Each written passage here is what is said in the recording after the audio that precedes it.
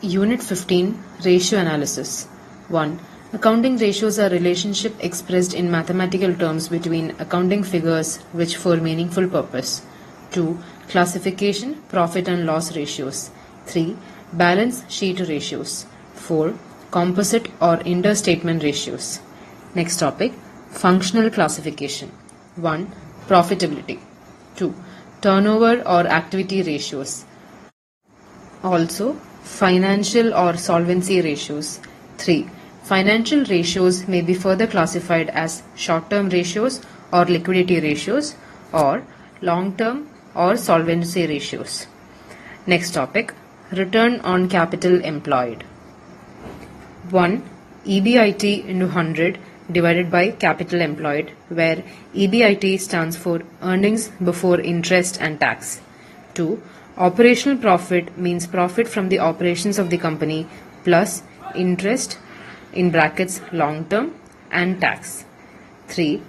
Capital employed is equal to share capital plus reserves and surplus plus long term loans minus brackets open non-business assets plus fictitious assets brackets close. 4. Proper calculation gives us return on capital employed. Next topic, earnings per share in brackets EPS. EPS is equal to net profit after tax and preferred dividend divided by number of equity shares. This shows whether equity capital of company is properly used or not to company's capacity to pay dividend. EPS helps us at estimating market price of company. Next topic, price earning in brackets P/E ratio, that is equal to market price per equity share divided by EPS. It helps to decide whether to buy share of a company. Next topic, gross profit ratio, that is equal to gross profit into 100 divided by net sales. It helps in price decision and profit from operation before charging all other expenses. Next topic, net profit ratio, that is equal to net operating profit into 100 divided by net sales. Next topic, solvency ratios. The ratios discussed under this topic are long-term solvency ratios, debt equity ratio, short-term solvency ratio, turnover ratio, current ratio, debt equity ratio, fixed assets turnover ratio, stock turnover ratio, etc. These are further discussed in detail, the first one being long-term solvency ratio. Bullet point 1. Fixed asset ratio is equal to fixed assets divided by long-term funds. 2. The ratio should not be more than 1. 3. If it is less than 1, then it indicates part of the working capital financed through long-term funds. That is, we may call core working capital. Next topic, debt equity ratio. DE ratio can be expressed as total long-term debt divided by total long-term funds. 2. DE ratio can also be expressed as total long-term debt divided by shareholders' funds. 3. Debt service coverage ratio is equal to cash profit available for debt service divided by interest plus installment. Next topic, short-term solvency ratio. 1. Current ratio is equal to current assets divided by current liabilities. Ideal ratio for the same is 2 and acceptable to bank is 1.33. 2. Liquidity ratio or acid test or quick ratio is equal to liquid assets divided by current liability. Next topic, turnover ratios. 1. Stock turnover ratio is equal to cost of goods sold during the year divided by average inventory. 2. Debtors turnover ratio in brackets debtors velocity is equal to credit sales divided by average accounts receivable. 3. Debtors collection period is equal to months or days in a year divided by debtors turnover, or accounts receivable divided by average monthly or daily credit sales. 4. Fixed assets turnover ratio is equal to cost of goods sold divided by net fixed assets. An example has been discussed here. Question: calculate the following ratios for year ending March 2014 and 2015. 1. Return on capital employed. 2. Current ratio. 3. Debt equity ratio. 4. Fixed assets turnover ratio. 5. Inventory ratio. 6. Earnings per share. Balance sheets as at 31st March for the years 2013, 2014 and 2015 is discussed here. The unit is lakhs. The balance sheet is discussed with liabilities. 1. Share capital is to shares of rupees 10 each. For the year 2013 is 800, for 2014 is 1000 and for the year 2015 is 1000. Here, since the unit is in lakhs, the amount mentioned has to be read for the year 2013 as 800 lakh rupees, for 2014 as 1000 lakh rupees and for 2015 as 1000 lakh rupees. 2. Reserves and surplus.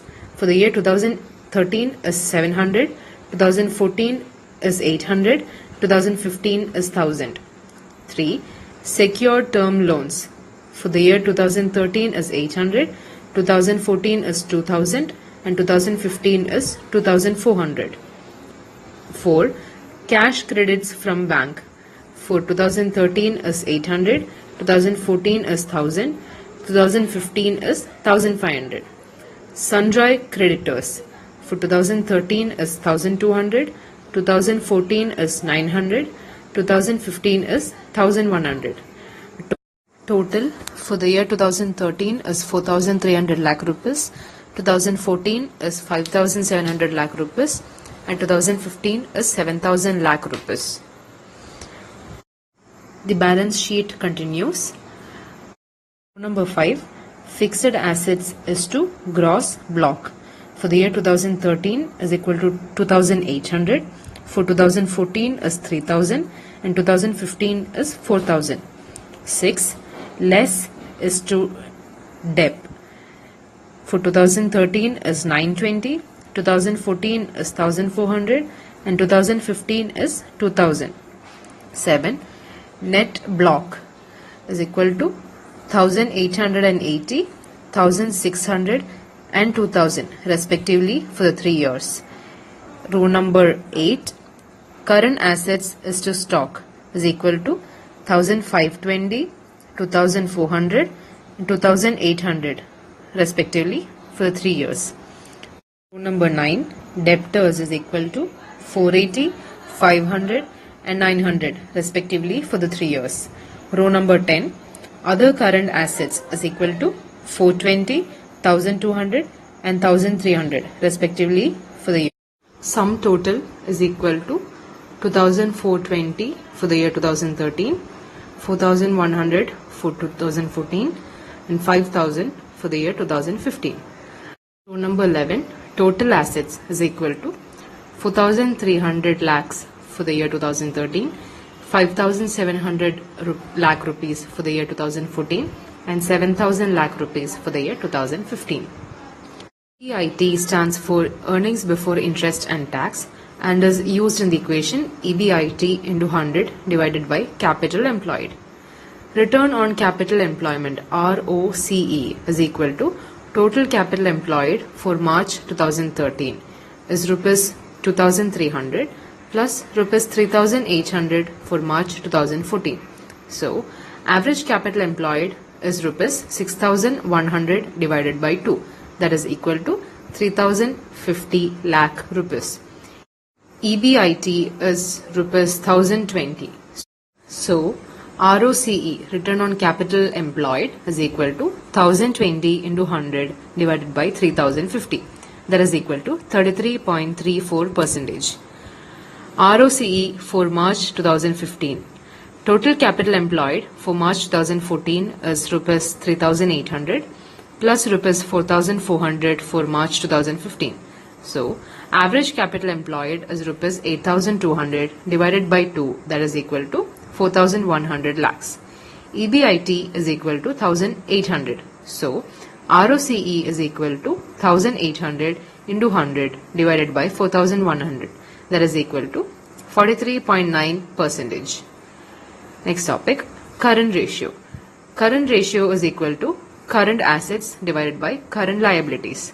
For the year 2014, current ratio is given by 4100 divided by 1900, that is equal to 2.16. And for the year 2016, it is given by 5000 divided by 2600, that is equal to 1.92. Next topic, debt equity ratio given by total long-term debt divided by total long-term funds. For the year 2014, it is given as 2000 divided by 1800 is equal to 1.11. And for the year 2015, it is given as 2400 divided by 2000 is equal to 1.2. Next topic, fixed assets turnover ratio, which is given by cost of goods sold during the year divided by average net fixed assets. We may take sales when cost of goods figures are not available. For example, 4800 divided by 1740, which is equal to 2.74, and 7200 divided by 1800, which is equal to 4. Here, average fixed assets for March 2009 is equal to 1800 plus 1600, which is equal to 3480 divided by 2 equal to 1740. And average fixed assets for March 2010 is given by 1600 plus 2000 is equal to 3600 divided by 2, which is further equal to 1800. Next topic, stock turnover ratio is given by cost of goods sold during the year divided by average inventory. We may take sales when cost of goods figures are not available. Sales average inventory is given by 4800 divided by 490, which is equal to 9.8, and 7200 divided by 700, which is equal to 10.29. EPS is equal to net profit after tax and preferred dividend divided by number of equity shares. Here, net profit after tax for 2009, while number of equal shares are 100 lakhs, is given by rupees 300 lakhs divided by 100 lakhs, that is rupees 3. And net profit after tax for 2010, while number of equal shares are 100 lakhs, is given by rupees 600 lakhs divided by 100 lakhs, which is rupees 6. So, EPS for the year 2009 is rupees 3 and EPS for the year 2010 is rupees 6.